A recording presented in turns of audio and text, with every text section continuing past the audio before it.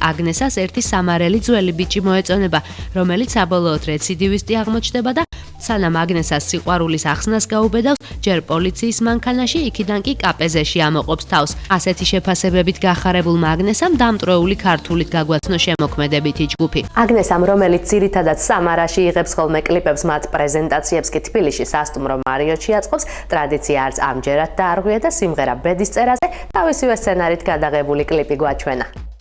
კლიპის გაშვებამდე სტუმრებს მოვავლეთ კამერა და პირველ რიგში ქეთა თოფურიას თამამი დეკოლტე მოხვდა თვალში. ქეთა სტეფანესთან და ნინი ბადურაშვილთან ერთად იჯდა და მარიოტის ბინადარ უცხოელ ბიჭებს აქებდა. მამუკა კაონაშვილის გამოჩენაზე საუბრის თემა შეიცვალა. მოგვიანებით სასტუმროში შეკრებილებს ლელა წურწუმია და მამულიჩა შეუერთდნენ. პრეზენტაციაზე მისული სტუმრები ჯერ კარგად გამოყვებეს და მხოლოდ ამის შემდეგ დაპატიჟეს კლიპის სანახავად. სავალდებულო შესავლის შემდეგ, სადაც აგნესას შემოქმედებაზე იყო ლაპარაკი, მომღერლის რიგით მერვე კლიპი გაუშვეს. სცენარის მიხედვით აგნესას ერთი სამარელი ძველი ბიჭი მოეწონება, რომელიც საბოლოოდ რეციდივისტი აღმოჩნდება და სანამ აგნესას სიყვარულის ახსნას გაუბედავს, ჯერ პოლიციის მანქანაში, იქიდან კი კაპეზეში ამოყობს თავს.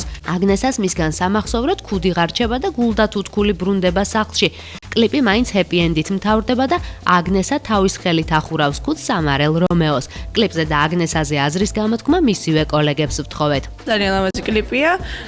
თან აგნესაც ძალიან საყვარელი გოგოა და ნიჭიერი პერსპექტიული მომღერალი და რა ვიცი, მე მინდა უსრო წარმატებები. ძალიან მომეწონა კლიპი, რადგანაც მე მომწონს კლიპები, როდესაც შინაარსობრივი დატვირთვა არ აქვს, თანაც ისეთი კომერციული კარგი კლიპია, ასე რომ წარმატება ექნება ამ კლიპს. ესე იგი, ძალიან კარგი კლიპია, მართლა ძალიან მომეწონა, სიმღერაც ასევე აგნეს არის თვითონ ძალიან კარგად გამოსული, შიგნით ისედაც კაი გოგოა, მაგრამ ძალიან ლამაზად არის კლიპში და რა ვიცი, ძალიან კარგია და ყველაფერს კარგს უსურვებ.